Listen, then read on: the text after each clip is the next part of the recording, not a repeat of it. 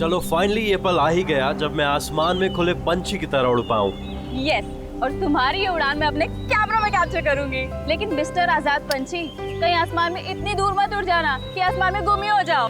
Don't worry madam, वैसे भी अगर रोनी जी आसमान में गायब हो भी गए ना तो वापस तो जमीन भी आना पड़ेगा ना। उड़ान भरने से पहले ही आप नीचे आने की बात कर रहे हो। चलो, हो गई तैयारी? All the best.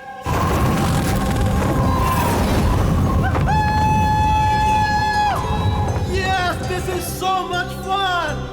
Oh my God! Woohoo! Yes, come on, keep going, keep going. Alia, I love you! Ronnie, I love you too. वाह, लगता है काफी एक्सपीरियंस है इन उड़ान का। Of course, अमेरिका में उसने काफी एडवेंचर स्पोर्ट्स ट्राई किए हैं, पंजी jumping, paragliding and what not. बस इंडिया में कभी कुछ ट्राई नहीं किया था, और अब जब इंडिया में आए ही हैं हॉलिडे के लिए तो क्यों ना कुछ ट्राई करें।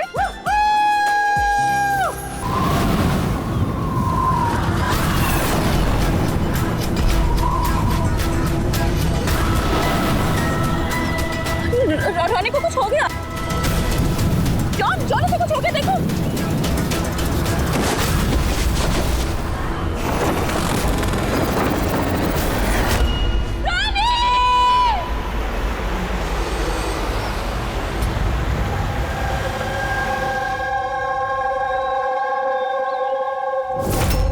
मैं और रोनी तो यहाँ हॉलिडे मनाने आए थे। मुझे क्या पता था कि ये रोनी का आखिरी दिन साबित होगा। आलिया, हम जानते हैं ये घड़ी तुम्हारे लिए मुश्किल है, मगर प्लीज हिम्मत से काम लो।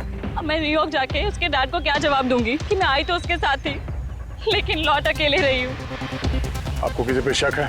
कौन मार सकता है रोनी को? सर, रोनी को कोई क्यों मारेगा? हम तो यहाँ किसी को जानते तक नहीं। कहीं ऐसा तो नहीं कि इसका कोई दुश्मन अमेरिका से इसका पीछा करते हुए यहाँ तक आ गया? नहीं सर, रोनी का कोई दुश्मन नहीं था। He was such a lively person, सब उसको पसंद करते थे। तो तुम्हारा कहना है कि यहाँ पे इंडिया में कोई रिश्तेदार, कोई दोस्त, कोई परिवार वगैरह नहीं है यहाँ पे? ये देश हमारे लिए अजनबी है सर। सब कुछ ना इन पैराग्लाइडिंग वालों ने किया है। Please sir, arrest them. आप हमें दोष मत दीजिए, रोजी रोटी है हमारी, हम क्यों मारेंगे इनसे टूरिस्ट को? तो किसने मारा रोनी को फिर? सर ये मुझे भी समझ में नहीं आ रहा है, 3000 फीट की ऊंचाई से गोली कैसे चली, किसने चलाई? तो रोनी 3000 फीट की ऊंचाई पे उड़ रहा था? हाँ सर, और मैंने खुद गियर चेक किया था, कोई भी खतरनाक चीज नहीं थी उसके अंदर। और उसके आसपास किसी को उड़ते हुए देखा आसपास? नहीं सर, कोई भी नहीं था। आसमान एकदम साफ था, रेडियस भी क्लियर था, और वो अपनी उड़ान एंजॉय भी कर रहे थे। पर सडन पता नहीं क्या हुआ, एकदम से धड़ाम से नीचे आकर गिर गए। ये जो घाव है ना, गोली चली है शायद किसी राइफल से। हाँ, राइफल ही होगी, क्योंकि जिस हाइट में ये उड़ान भर रहा था वहां से तो कोई शार्प शूटर ही गोली चला सकता है किसी राइफल से। जॉन, यहाँ आसपास किसी को गन या राइफल के साथ देखा है क्या तुमने? यहाँ पर गन लाना अलाउ नहीं है। आप असली गन की बात कर रहे हैं, वो दिवाली वाली पटाखे की बंदूक भी नहीं ला सकता कोई। आप लोगों ने देखा यहाँ पर किसी को? नहीं मैम, नहीं तो नहीं देखा। नहीं मैम। अच्छा आलिया, जब आप यहाँ पर आई रोनी के साथ, आपको किसी पे शक हुआ? कोई आप लोगों को फॉलो कर रहा हो, कोई आदमी जो गड़बड़ लगे? नहीं सर, ऐसा तो कोई नहीं था।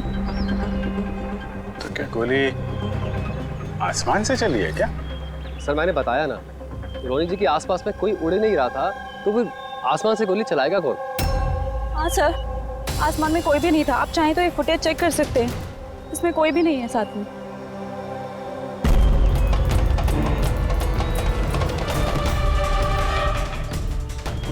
फुटेज में तो रोनी के आसपास दूर दूर तक कोई दिख नहीं रहा।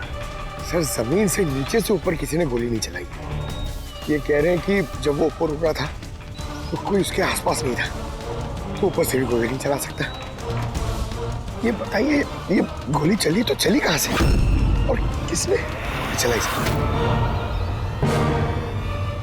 कमाल है यार, इसका कोई दुश्मन नहीं है तो फिर इसको मारने के लिए इतनी प्लानिंग कौन करेगा?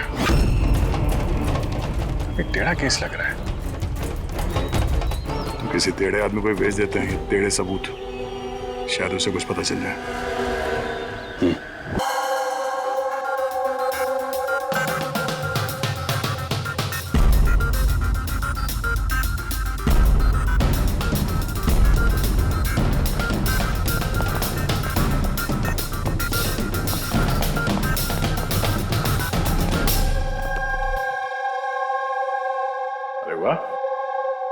आज आप दोनों जिस कदर काम में डूबे हुए हो, ऐसा लगता है कि बहुत सारे सुराग देके भेजने वाले हो हमें यहाँ से।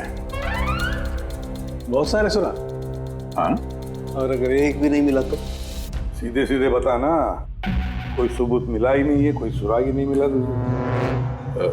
सर उस गोली के बारे में कुछ पता नहीं चला? इतना पता चला है कि भाई ऊपर से किसी यूएफओ ने गोली चलाई होगी। यार सालों के क्या बच्चों जैसे यूएफओ की बातें करते हो। और ये क्या है, ये बता, हमें समझाने के लिए किया है क्या? हाँ बता। ये देखो बॉस, रॉनी ग्राउंड से 3000 फीट की ऊंचाई पर उड़ान भर रहा था और गोली लगी है उसे इससे भी ऊपर से, लगभग 1000 फीट की ऊंचाई से। और ये गोली 60 डिग्री के एंगल से लगी है उसे। मुझे तो सोच सोच के चक्कर आ रहे हैं। आसमान में ऊपर से कौन गोली चला सकता है रोनी पे, और वो भी कैसे? अभी ठहर जा, और चक्कर आएगा। बॉस, ये गोली लगभग 3 किलोमीटर की दूरी से चली है ना, बड़ी अजीब बात है। गोली 3 किलोमीटर की दूरी से चलती है, 60 डिग्री में आती है, रॉनी के गले में घुस जाती है टेढ़ी। मतलब राइफल भी इस्तेमाल की है, बड़ी पावरफुल। बिल्कुल बॉस, राइफल भी पावरफुल है और गोली चलाने वाला भी पक्का निशानेबाज। इतनी ऊंचाई पर हवा बहुत तेजी से बहती है और टेम्परेचर भी ऊपर नीचे होता रहता है, फिर भी उसका निशाना चूका नहीं, एकदम अचूक पॉइंट पे लगा। तो गोली चलाने वाला भी मंजा हुआ खिलाड़ी है सर, एक शार्प शूटर। बिल्कुल, और ऐसे शार्प शूटर आसानी से तो मिलते नहीं जो ऐसा कारनामा कर जाए। लेकिन सर हमने सारे वीडियोस देख डाले। जब रॉनी आसमान में था तो उसके आसपास ना तो कोई चॉपर था ना पैराशूट, आसमान एकदम साफ था सर। वही तो समझ में नहीं आ रहा है कि ये किलर, ये गोली चलाने वाला था कहाँ पर, जबकि सारा आसमान साफ था, या बादलों में छुप कर बैठा था। और सर वो गोली से क्या पता चला है? कुछ नहीं मिला पूर्वी। मैंने बैलिस्टिक डिपार्टमेंट का पूरा डेटाबेस चेक किया, ऐसी गोली का तो कोई रिकॉर्ड ही नहीं है। सर, ये गोली जरूर कस्टम मेड बनवाई गई है। हाँ, अपने हिसाब से बना ली गोली। एक ऐसी गोली जो 3 किलोमीटर से चलती है और बिल्कुल निशाने पे लगती है। और सर, अगर ये गोली इतनी जबरदस्त है तो इसकी राइफल भी काफी स्पेशल होगी। हाँ, एक काम करते हैं, ये गोली फायर आर्म्स विंग और बैलिस्टिक डिपार्टमेंट में भेजते हैं, देखते हैं क्या रिपोर्ट आती है। अब ये जो भी कोई है, इतने ऊपर चला गया खून करने के लिए, अब जल्द से जल्द इसे जमीन पर लाते हैं।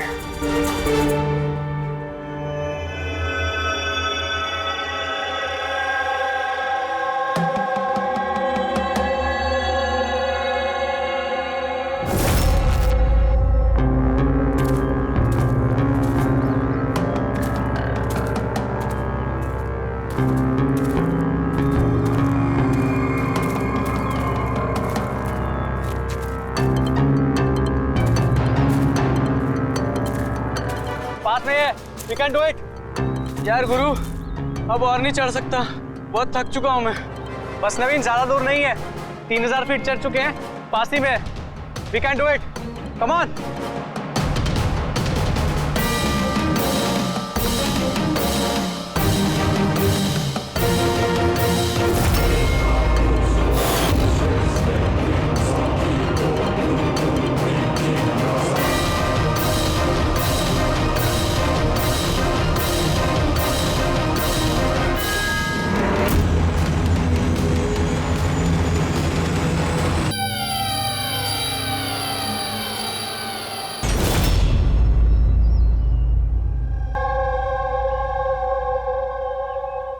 ऐसे लग रहा है जैसे रॉनी के मर्डर की फोटोकॉपी देख रहे हैं।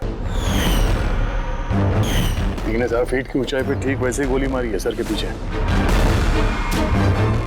इसको भी ऊपर से गोली। क्या आप लोग जब ट्रैकिंग कर रहे थे तो ये हितेन के पीछे भी कोई था क्या? नहीं सर, हितेन ही सबसे पीछे था सर। सर ये देखिए फुटेज। सर ये वही जगह जहाँ पे ये सब कुछ हुआ। कमाल है, पीछे तो सिर्फ खुला आसमान है, ऐसी कोई जगह दिख ही नहीं रही जहां से गोली चलाई जा सके। तो इसे गोली कहां से लगी? दोनों केसेस में पता नहीं चल रहा है कि गोली चली कहां से है। सर एकदम सही कह रहे। आसमान से कोई कौवा या कबूतर थोड़ी गोली चलाएगा। ये गोली चली तो चली कहां से? और ये दोनों गोलियां 24 घंटे के अंदर अंदर चली। मुझे लगता है इन दोनों केसेस का आपस में कोई ना कोई कनेक्शन तो है। तो ये केतन काम क्या करता था? सर वो कॉलेज स्टूडेंट था सर, मुंबई ग्रेजुएशन करने आया था सर। ट्रैकिंग का बहुत शौक था उसको। जी समझ में नहीं आ रहा, कोई एक कॉलेज स्टूडेंट को मारने के लिए इतनी प्लानिंग क्यों करेगा? वही तो, पहले रॉनी और अब ये हितेन। इससे पहले कि आसमान से चलने वाली गोली का कोई तीसरा शिकार हो जाए, इस खूनी तक पहुंचना होगा जल्दी से जल्दी। और दोनों को मारने का तरीका भी क्या? High profile. सर दोनों की मौत हुई है एडवेंचर स्पोर्ट्स करते हुए। जमीन से हजारों फीट ऊपर मारा है सर। मगर सर सोचने वाली बात है कि खूनी ने ये एडवेंचर स्पोर्ट वाला समय ही क्यों चुना इनको मारने के लिए? वो तो उन्हें कभी भी मार सकता था। इतनी लंबी प्लानिंग दो बच्चों को मारने के लिए। सिर्फ प्लानिंग ही लंबी नहीं दया, गन भी लंबी। ये ऐसी। ये कौन सी राइफल है सर? ये है TX-65, रशियन गन है बॉस, लॉन्ग रेंज। ऐसी ही गन से मारा गया होगा। सालुंके साहब, क्या इस गन से 3 किलोमीटर दूर निशाना लगाया जा सकता है? हाँ रेडी। शूटिंग रेंज में ट्राई करके देख लिया है, इसकी रेंज 3 किलोमीटर से ऊपर ही है। ऐसी गन तो आर्मी वालों के पास या फिर आतंकवादियों के पास ही मिलेगी। बिल्कुल बॉस, और इसीलिए मुझे लगता है कि ये सिर्फ मर्डर का मामला नहीं है, कोई बहुत बड़ा गुनाह होने वाला है, लार्ज स्केल पर।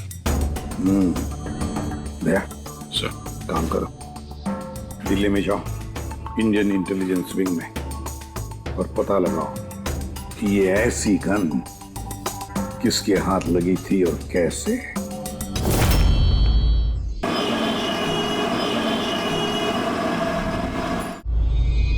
ये सारे खून इसी राइफल से हुए हैं। और आप लोग तो जानते हैं, ऐसी हाई प्रोफाइल राइफल सबके हाथ में तो लग नहीं सकती। आप बिल्कुल सही कह रहे हैं सर। और गौर करने की बात तो ये है सर कि ये राइफल कोई खरीदना भी चाहे तो खरीद नहीं सकता। ये 1 या 2 पीस नहीं बिकती, पूरा का पूरा अलॉटमेंट होता है। तो पिछले कुछ सालों में जो आतंकवादी हमले हुए हैं उसमें ये इस तरह के राइफल इस्तेमाल हुए थे? जी हाँ। तो आपको किसी आतंकवादी गिरोह पे शक है?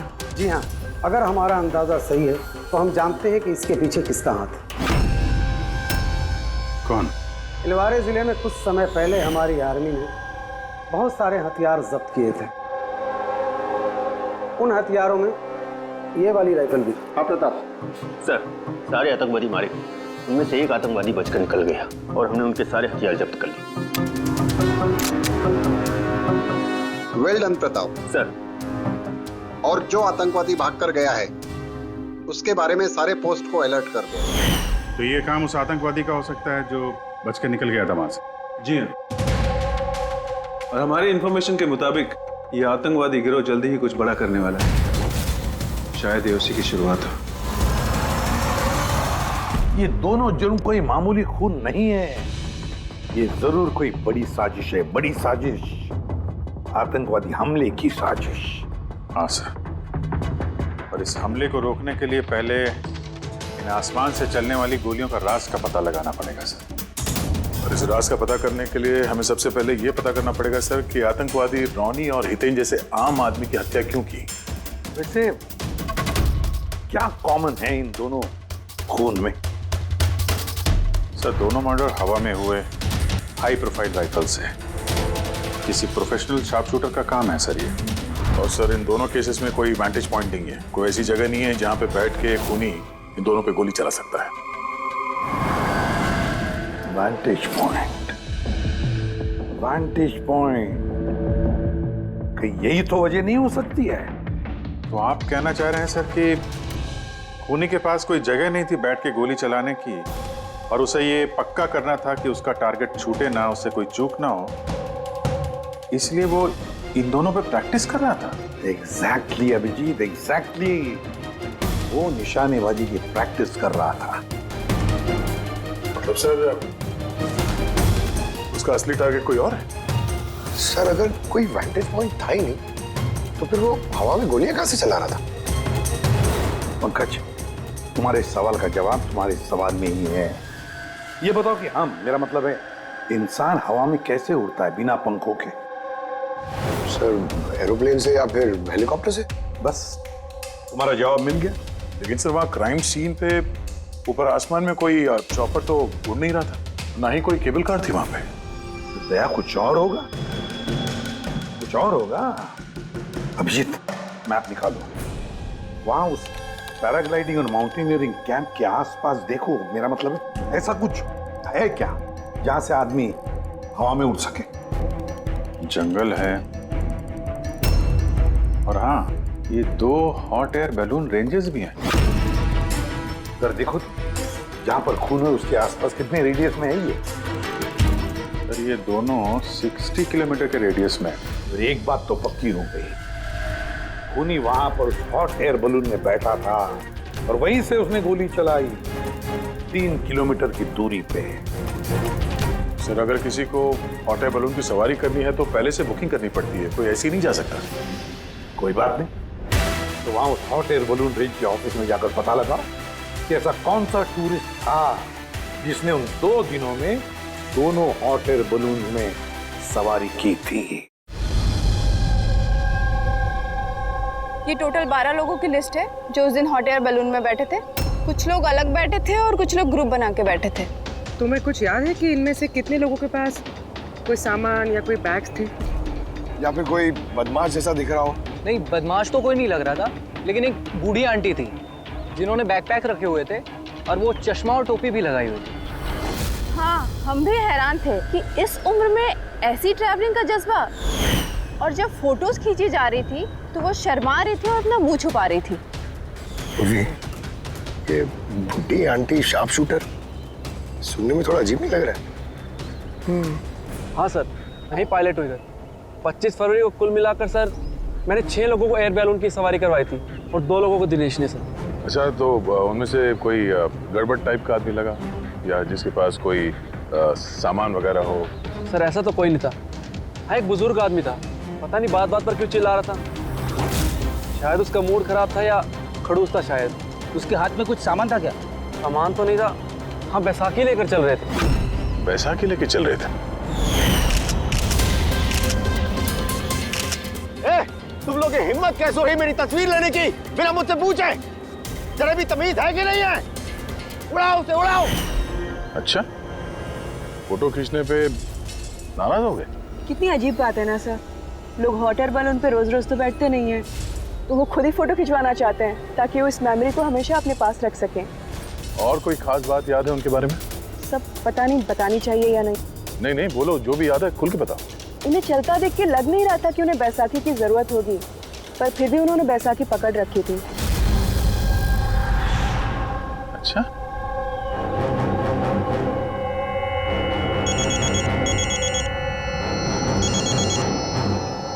हाँ सर। भी कुछ मालूम पड़ा?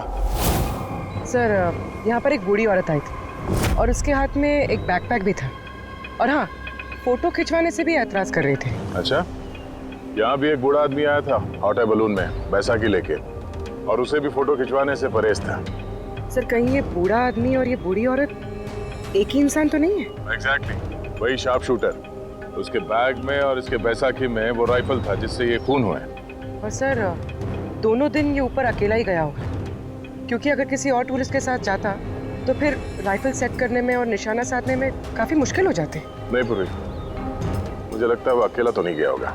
मतलब हॉट एयर बलून चलाना और साथ में ये राइफल भी चलाना, दोनों काम एक साथ करना जरा मुश्किल है। इस हॉट एयर बलून का पायलट भी होगा साथ में। मतलब सर, इस जुर्म में पायलट भी मिले हुए हैं? यस, एक काम करो, उस पायलट को पकड़ो जल्दी। उस दिन उस बूढ़ी औरत को ऊपर बलून में कौन ले गया था? पायलट कौन था? संजीव था।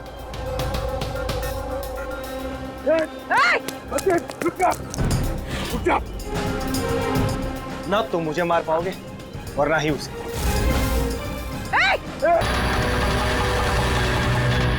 ये तो अपनी जान देने के लिए तैयार था। ये कोई छोटे मोटे मर्डर्स नहीं है पंकज, कोई बहुत बड़ा मिशन है जिसे अगर जल्द से जल्द नहीं रोका गया तो कुछ बहुत बुरा हो सकता है। अच्छा गीता, 24 फरवरी को जो आदमी ग्रुप में नहीं जाना चाहता था, अकेले जाना चाहता था, उसका पायलट कौन था? कौन लेकर? सोलो ट्रैवलर को तो दिनेश लेकर गया था। कमाल है दिनेश, इतनी देर से चुप बैठे हो, कुछ बोल ही नहीं रहे हो। तुम लोग मुझे पकड़ नहीं पाओगे। अभी यमराज तुझे अपॉइंटमेंट देने के मूड में नहीं है। जब तक हमारे सवालों का जवाब नहीं मिल जाता तुझे जिंदा रहना पड़ेगा। चल। मार लो, जितना मार सकते हो मार लो, मुझे कोई फर्क नहीं पड़ता। वैसे भी तुम्हारे इन कानून के कमजोर थप्पड़ों में इतनी ताकत नहीं है कि मेरे जुर्म की मजबूत हड्डियों को गला सके। समझे? तुम्हारे साथ जोर जबरदस्ती करना होता तो उसके लिए तो 2 मिनट का काम है हमारे लिए, पर बाद में ख्याल आता है तुम्हारे परिवार का, तुम्हारी बहन। अगले महीने उसकी शादी है ना? कैसा लगेगा उससे कि उसकी शादी हो रही है और शादी के वक्त उसका भाई इस दुनिया में नहीं है? हाँ? और तुम्हारी माँ हर महीने खर्चे के लिए पैसे भेजती हो ना, तुम्हारे जाने के बाद कौन ख्याल रखेगा उसका? कभी सोचा है इसके बारे में? हाँ? नहीं? चलो, अब भी मौका है। सरकारी गवाह बन जाओ। वादा करते हैं तुम्हारे जेल जाने के बाद तुम्हारी माँ का ख्याल हम रखेंगे। सच? मतलब पूरा ख्याल रखोगे? पूरा ख्याल? हाँ, तुम्हारी माँ का पूरा ख्याल रखेंगे। तुम बस ये बताओ कि किसके लिए काम करते हो? तुम्हारा बॉस कौन है? बता दो, पक्का बता दो? हाँ बताओ। मैं जिसके लिए काम करता हूं ना, मेरा बॉस है सर, उसका नाम है एसीपी प्रद्युम्न।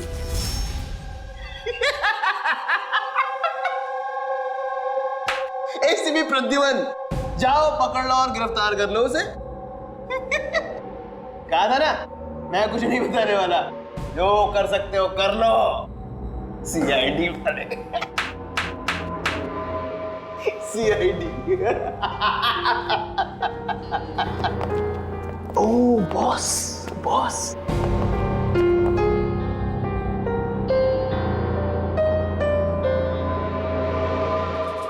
कोई बात नहीं, कुछ मत बताना। अब हम ना तुमसे कुछ पूछेंगे, कुछ बताने के लिए तुम पर जोर जबरदस्ती करेंगे, कुछ नहीं, सिर्फ एक करेंगे, हम तुम्हें सोने नहीं देंगे। सोने नहीं देंगे? वैसे भी मैं अगर जागता रहा तो मैं कुछ बताने नहीं वाला हूं आप लोगों को। कोई जरूरत नहीं, कुछ मत बताओ, पर सोने नहीं देंगे तुम्हें। ओके? यार दया, मैंने तो सुना है कि आदमी खाने पीने के बगैर तो काफी दिनों तक सरवाइव कर सकता है, लेकिन सोए बिना कितना तड़पेगा ये बेचारा। बड़ी बुरी मौत मरेगा, मुझसे तो देखा नहीं जाएगा।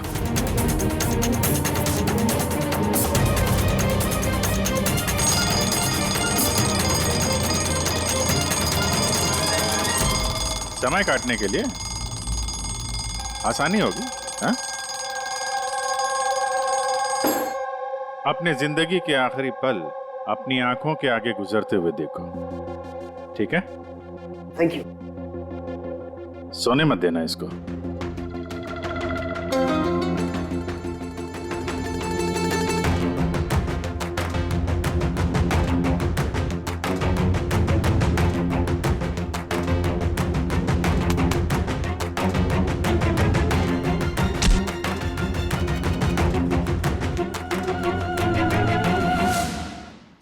Ready sir. अरे कहाँ हो यार?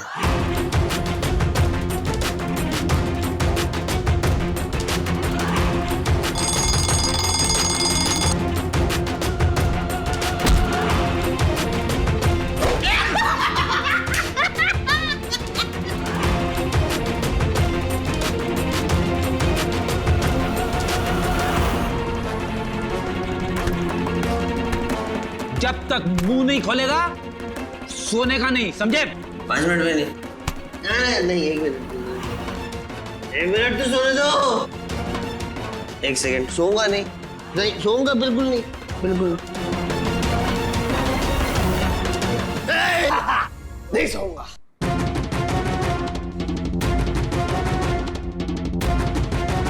बस अब टूटने वाला ही है।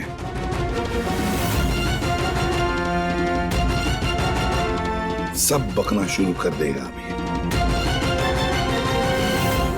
बल्लू, बल्लू नहीं सोएगा तू।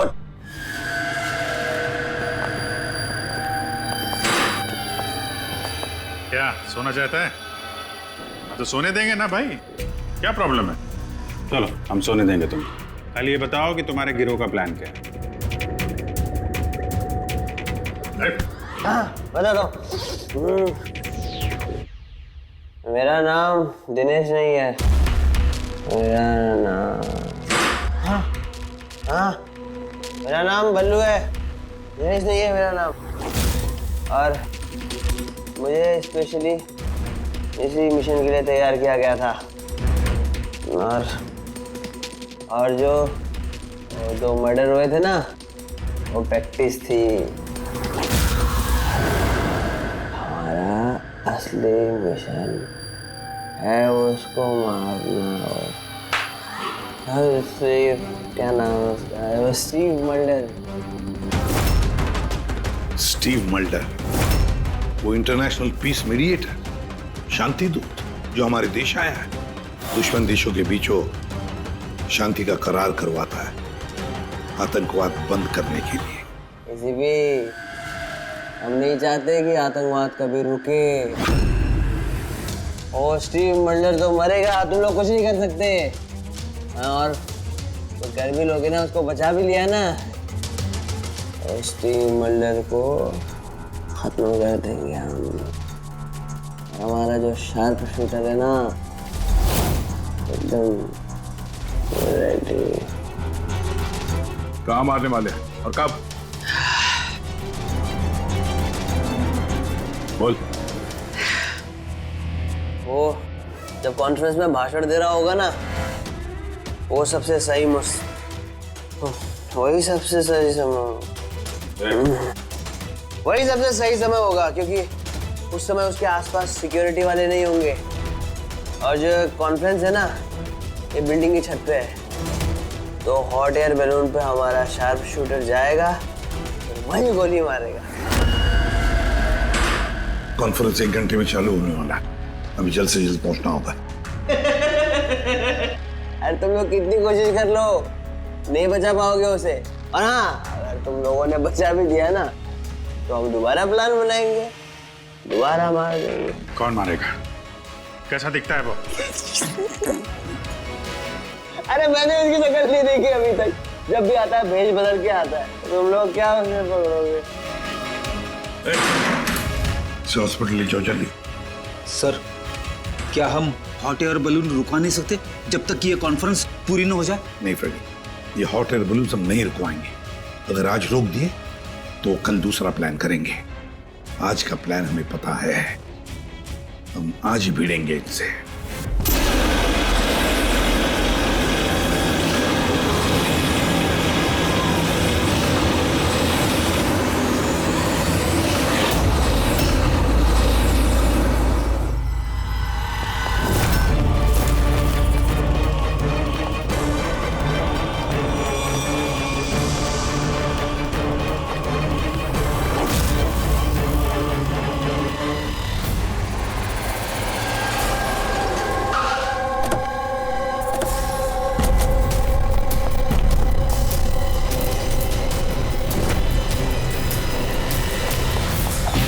सीआईडी मिस्टर स्टीव मल्डर कहाँ है? ऊपर कॉन्फ्रेंस में।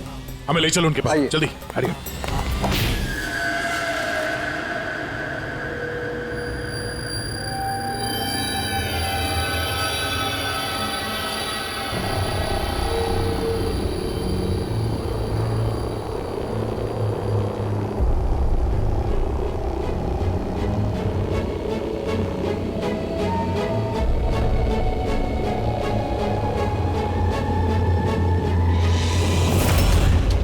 4 बलून है, 2 हवा में है और 2 रेडी हो रहे हैं उड़ने के लिए। मेरे सामने जो बलून है सर, उसमें एक कपल है और वो लड़के के पास एक बैकपैक है। नजर रखो उन पे, कौन कौन आ रहा है, कौन कौन जा रहा है, सब पे ध्यान रखना। ओके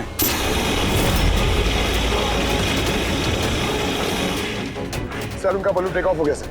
हाँ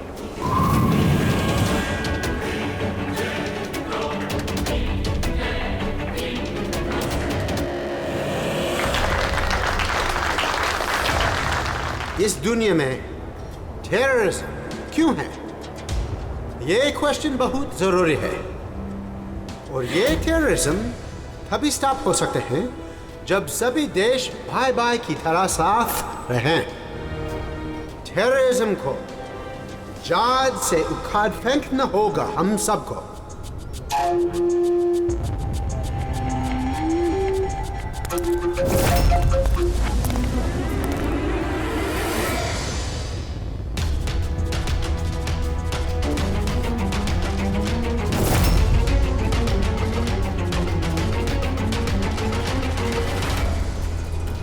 तो म्यूजिशियन है, उड़ने की तैयारी में।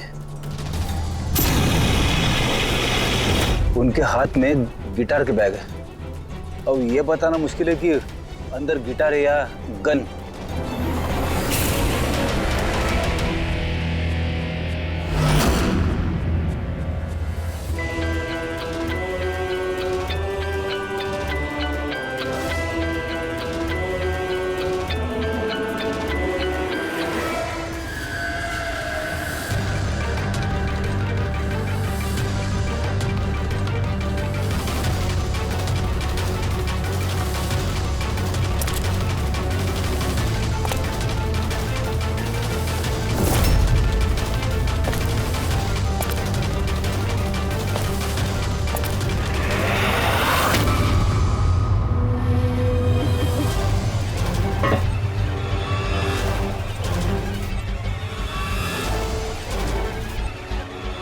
सर, और एक आदमी आया है, उसके पास एक बैकपैक और एक क्रच है।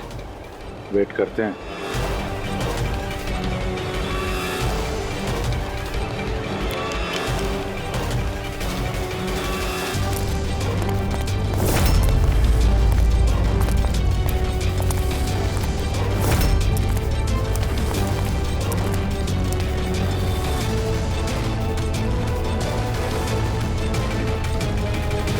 सर, कैमरा क्रू वाले आए हैं, उनके पास 2 बैग है। Camera crew?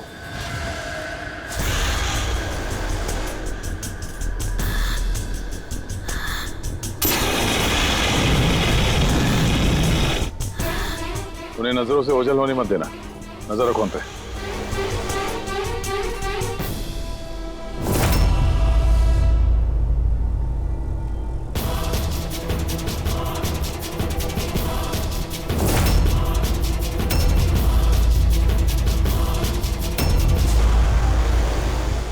यहाँ तो बहुत सारे बलून उड़ रहे हैं। सुसाइड बॉम्बिंग क्या है? कोई खुशी खुशी हो अपनी जान देने को कैसे रेडी हो सकते हैं? जिंदगी अनमोल। Oh no. We need to respect ये सारे बलून? life। और हर देश वो कौन सा बलून होगा जिसकी हमें तलाश है? लगता है भेष बदल के आया है। ये तो शक्ल से कुछ गड़बड़ लग रहा है।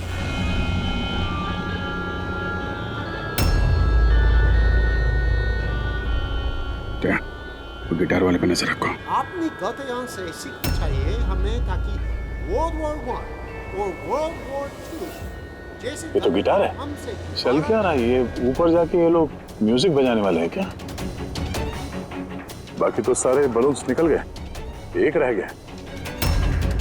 मतलब सर इस बलून में हमारा शार्प शूटर।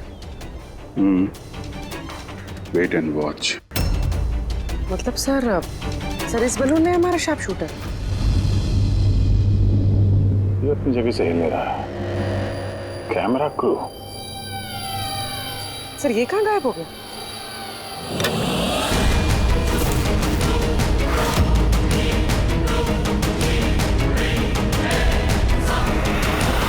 सर इसके पास तो राइफल है, वैसे जैसे साड़ों के सर ने बताई थी। अभिजीत,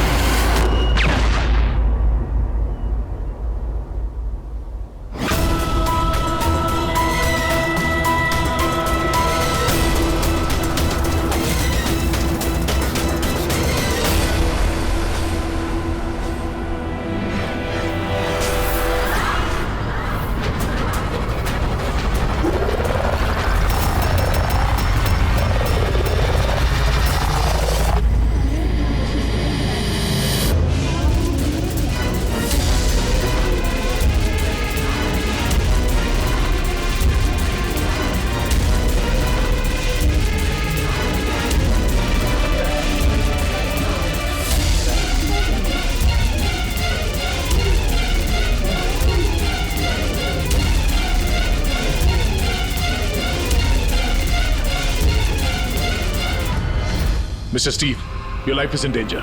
आपकी जान को खतरा है। आप क्या करें? We have a plan. Oh, thank you CID.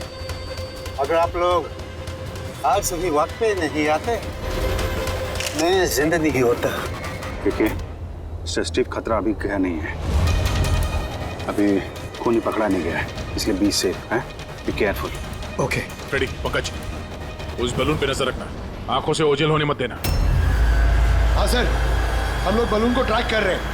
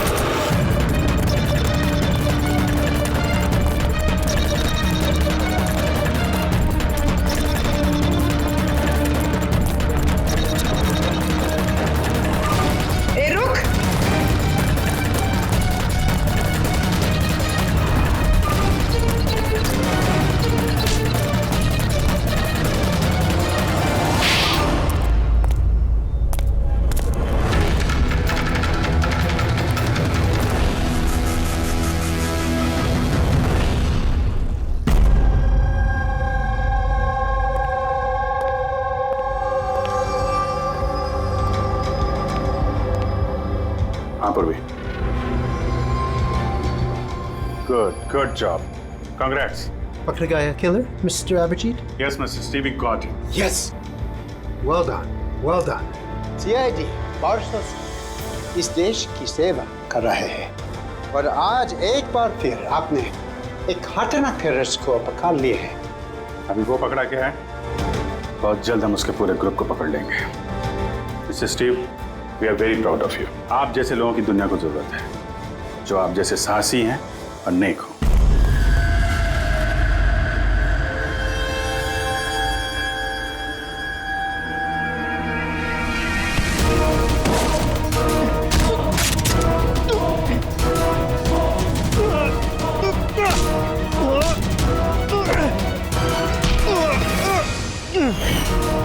तो तुमने भेस बदलकर हमी और हितेन का खून किया था। तुम मिस्टर शार्प शूटर, अब जेल की उड़ान भरना और फांसी पे छूटते हुए समझा। तुम्हें क्या लगता है तुमने मुझे पकड़ लिया तो स्टीव जिंदा बच जाएगा? कभी नहीं। हमारी तादाद इतनी ज्यादा है कि तुम्हारा कानून हमें ढूंढते ढूंढते थक जाएगा, लेकिन हम खत्म नहीं होंगे। खत्म होगा तो तुम्हारा ये देश। एक खटमल हमारे देश पे बुरी नजर डालने वाले आए और चले गए। जानता है हमारे देश को आजाद हुए कितने साल हो गए? 70 साल। और पिछले 70 सालों में हमारे देश के वीरों ने न जाने कितने आतंकवादियों का खात्मा किया है। आज तेरी बारी है, कल तेरे साथियों की बारी होगी। हमारा देश रहेगा और खुशहाल रहेगा, और अगर इस देश से किसी चीज का खात्मा होगा वो है आतंकवाद। समझा? आतंकवाद।